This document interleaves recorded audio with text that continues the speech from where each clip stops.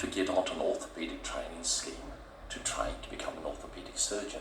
This can be a very difficult process. You know, a lot of orthopaedic associations and college of surgeons around the world have information on their websites how to go about to be accepted into their training scheme.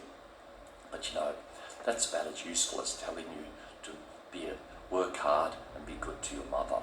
Now, you finish medical school. Medical school was guided by all the university principles being fair, liberal, kind. But now we need to get the inside oil, the inside running, because these specialties have an entirely different set of rules. You know, if your father's an orthopaedic surgeon, right, you're going to get the inside information. It's like insider trading, really. If you went to all the right schools, have the connections in the city, well, everyone's going to tell you how to go about it. But let's assume that you're an outsider. Your medical degree isn't from the country or the state in which you're trying to apply to get on. You're a little older. Well, what is old? They used to say 30, then 35, then 40, then 45. So this can be held against you. The other thing is, you might be a general practice. Once it used to be considered great to go out and be a general practice in rural Australia or elsewhere, get great experience, and then they put a lot of value on that to get into specialties. Not now. They just want people still in their shorts from medical school to train. So you've got to deal with all these elements. Now, first thing I'd advise you is to get a mentor. This is a person who can give you a lot of advice and really take some interest in your career. But hey, you mustn't have one, otherwise you wouldn't be watching this film on YouTube. So my second point is try to find a mentor. So look around. Jobs that you have, talk to people. See who might be interested in you as a person. Tell them what you're trying to achieve. Want to get onto your orthopaedic training scheme. And there actually are a few people around, like me, who are actually interested in you and will help you.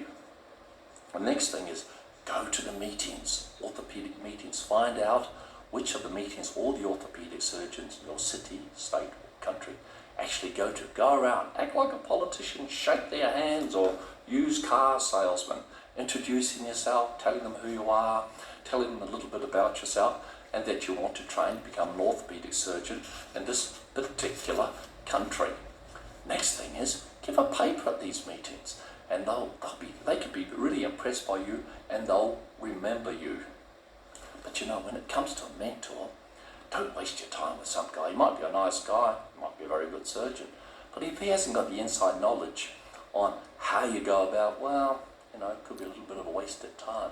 So you've got to keep finding out who are the people involved in these interviews, who are the people who select.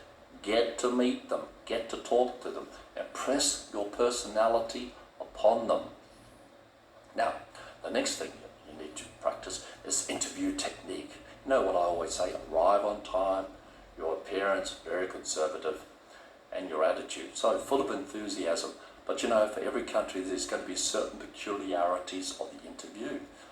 For example, in Australia, you've got to know about some of our local political problems, about issues of health in the rural area. In other countries, there can be other issues. So you need to be up to date on that and prepare very well. Next thing is you've got to make yourself available, interesting. Make yourself interesting. For example, in the interview, having some military experience, orthopaedic surgeons like all this gung-ho, macho stuff, you know.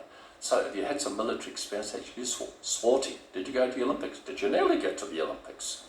Were you a volunteer? Let them know about this. And also, have you done some voluntary work?